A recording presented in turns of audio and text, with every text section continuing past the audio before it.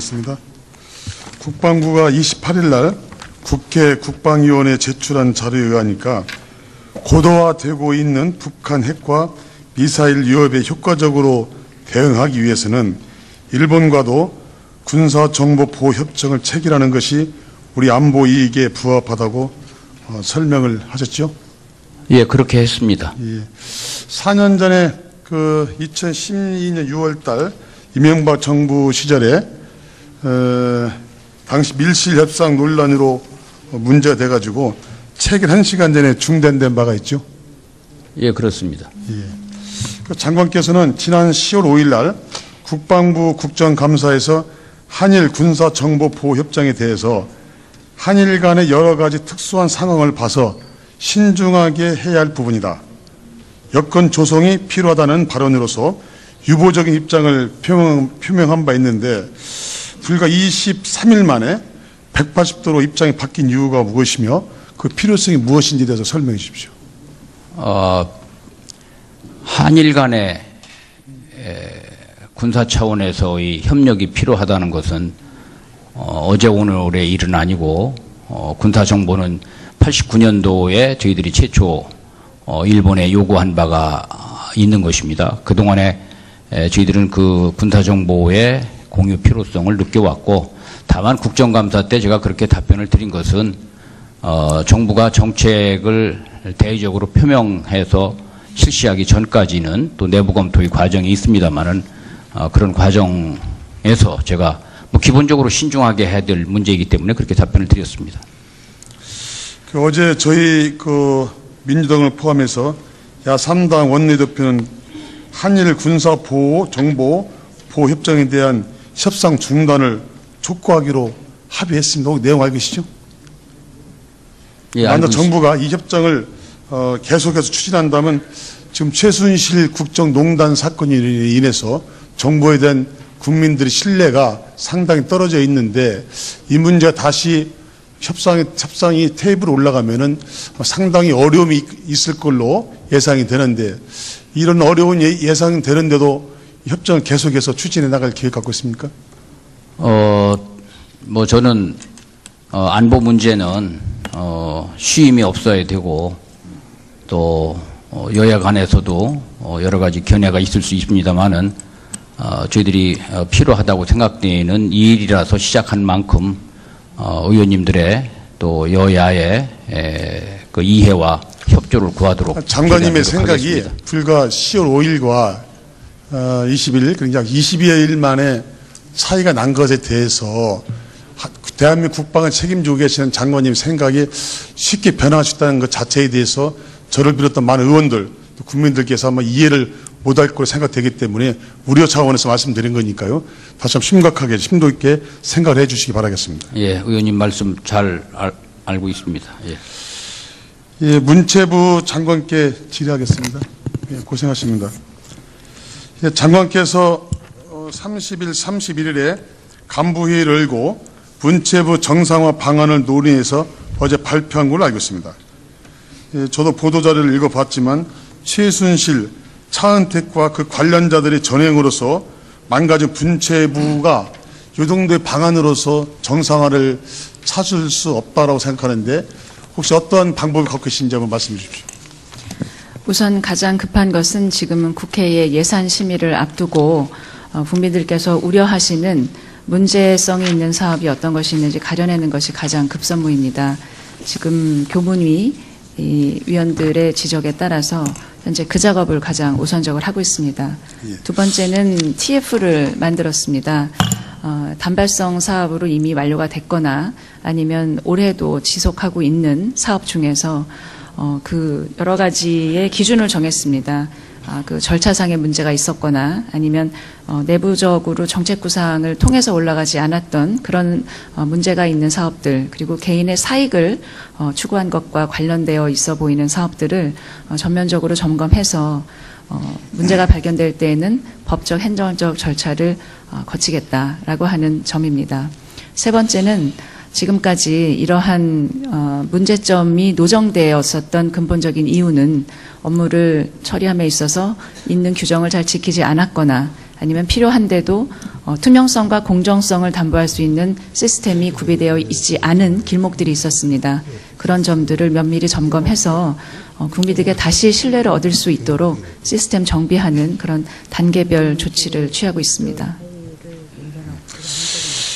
그 김종 전 차관, 또 송성각 진흥원장, 문학이 큰 실세들이라고들 언론에서 얘기하고 있는데 두 분께서 사표를 냈지만 제가 판단하기에 문체부나 산하기관 속에서 이 두 분 이외에도, 두 사람 이외에도 최순실 또 차은택과 관련되어 있는 수많은 힘 있는 실세들이 곳곳에 요직에 많이 지금 박혀서 국정을 농단하고 있다는 생각을 갖고 있는데 혹시 이 점에 대해서 한번 파악해 보신 적 있습니까? 예, 내부적으로 그간의 새로 된 인사에 관해서 파악을 해봤습니다만 지금 걱정하시는 것 같이 그렇게 다수 인원이 들어가 있는 것은 아닌 것으로 보이고 다만 계약을 체결한 그 계약 상대자라든지 이 보조금 사업의 주체라든지 하는 점에 있어서는 의문을 갖게 하는 그런 주체들이 좀 있습니다. 그 부분에 대해서는 저희가 내부적으로 그 TF를 통해서 면밀히 점검 작업을 하고 있습니다. 제가 판단할 때는 문체부가 국민들의 신뢰를 받기 위해서는 지금 국정농단의 가장 큰 핵심이 지금 문체부에 많이 쏠려 있지 않습니까? 장관께서 국민들 신뢰를 회복하기 위해서는 이 두 사람 이외에도 혐의가 있다든지 의혹 있는 분들은 좀 표현이 잘못됐을지 모르겠지만 촉간해서 이분들을 좀 징벌하시고 좀 이 현직에서 좀 제외시키는 것이 정상화의 한 방법인가 아니라는 생각이 듭니다. 이 점 동의하십니까? 지속적으로 찾고 문제가 있는 경우에는 즉시 족시하도록 하겠습니다. 언론에 많이 보도됐죠. 노태강 전 국장 또 전재수 전 과장 내용 좀 알고 계시죠? 예, 알고 있습니다. 그분들이 언론을 통해서 나온 얘기가 상당히 억울하게 지금 한직으로 밀렸고 또 사표를 제출한 걸로 알고 있습니다. 박근혜 대통령께서 두 사람을 나쁜 사람이다 라는 지칭 한마디에 이분들의 인생이 달려졌습니다. 혹시 장관께서는 가능할지 모르겠지만 이 두 사람에 대해서 선처를 할 수 있다든지 또는 이 두 사람에 대해서 명예회복을 시킬 수 있는 길이 있다고 생각하십니까? 어제 교문위 상임위에서도 답변을 드렸습니다만 인사 문제에 관해서 지금 이 언론에서 제기하고 있는 이런 점들은 종합적으로 판단을 해봐야 되는 문제입니다. 그래서 이 두 분뿐만이 아니라 지금 여러 인사에 관해서도 이 점검할 필요가 있고 그 점에 관해서는 저희가 현재 진행해야 되는 여러 사안들을 점검하는 과정 중에서 점검을 하도록 하겠습니다.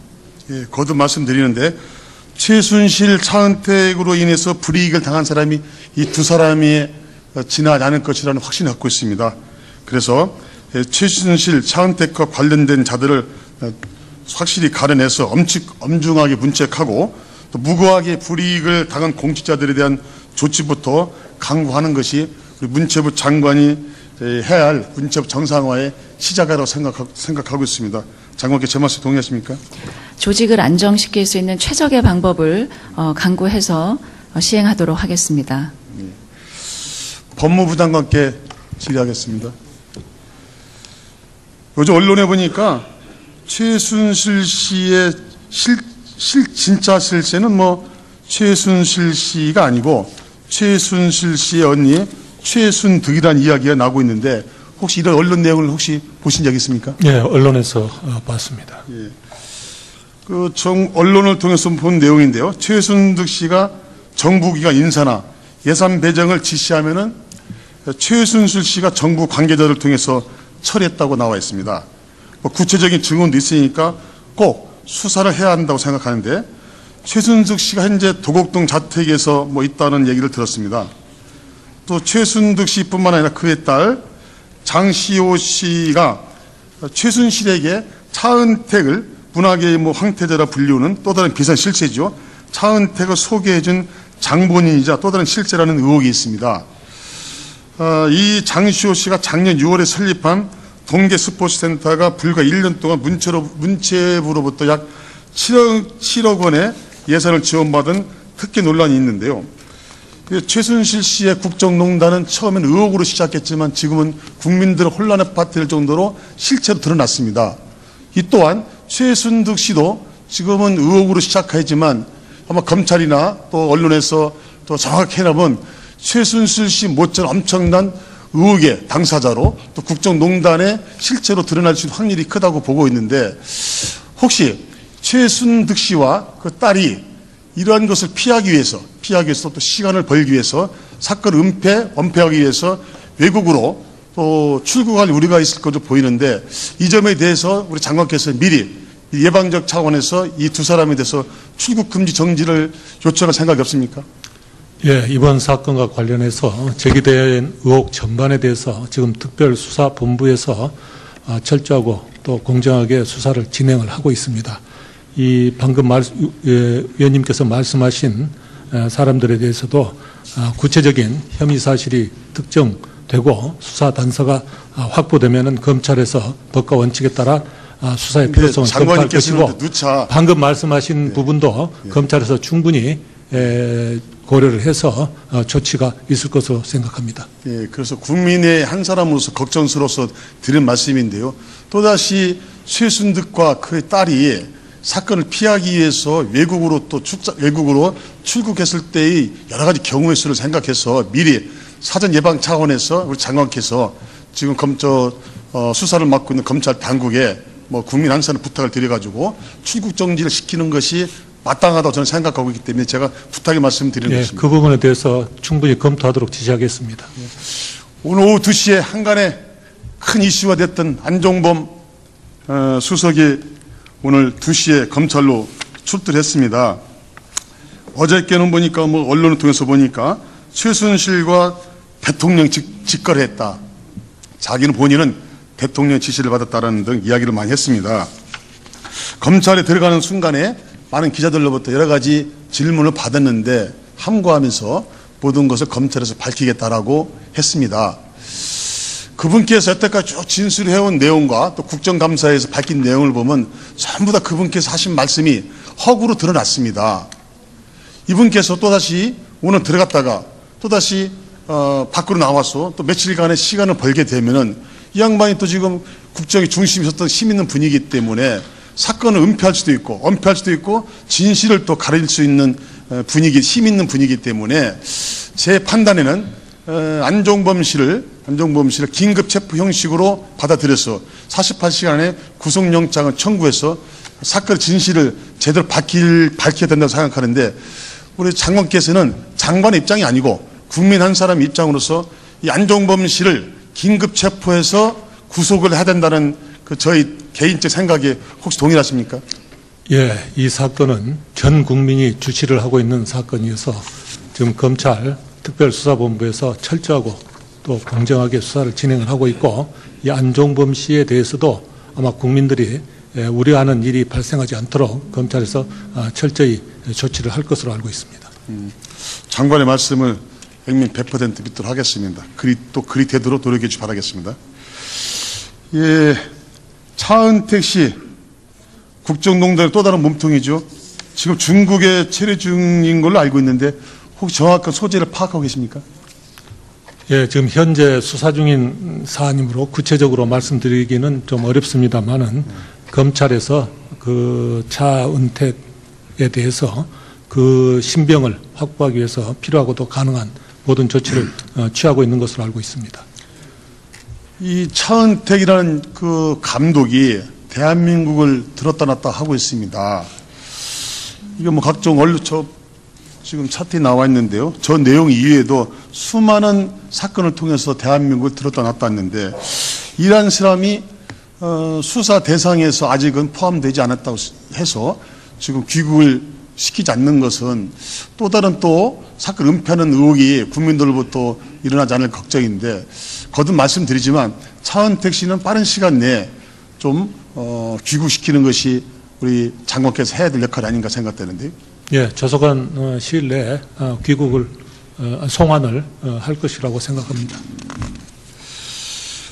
예, 30일 날 청와대 압수수색에서 필요한 자료를 확보 못하고 임의 제출 방식으로 다 자료를 받았지요?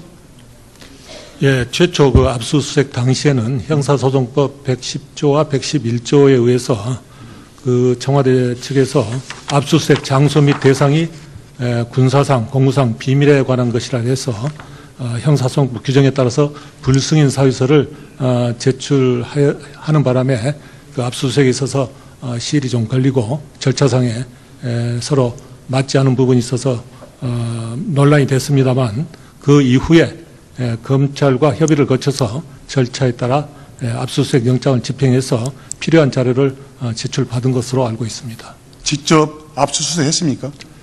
예, 저 영장에 의해서 제출을 받아서 압수수색을 한 것으로 알고 이미 있습니다. 제출이 아니고요?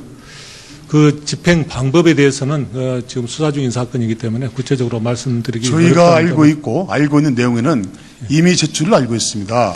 그래서 지금 많은 법률가들이 금방 장관께서 말씀드린 형사소송법 110조와 111조에 대해서 해석이 분분한데 저희같이 법을 잘 모르는 사람들도 이게 군사기밀장소가 아닙니다. 안종범 수석실과 정호성 비서관 집무실은 군사비밀보호시설이 아닌데 이곳을 왜 그렇게 청와대에서 군사비밀장소로서 명명해가지고 압수수색 거부한지에 대해서는 상당히 의문이 가는데 혹시 이미 제출 방식이 아니고 또다시 이분들을 제대로 수사를 하기 위해서는 청와대에 대해서 정확한 압수수색이 필요하다고 생각하는데 만약에 검찰에서 청와대를 압수수색할 경우에 청와대 다시 한번 말씀해 주시겠습니까? 예. 압수수색을 할 경우에 청와대에서 압수수색을 강요할 수 있는 거부할 수 있는 여지가 있다는 지금 청와대에서 검찰의 압수수색 절차에 대해서 충분히 협조를 하겠다고 이야기한 것으로 알고 있습니다.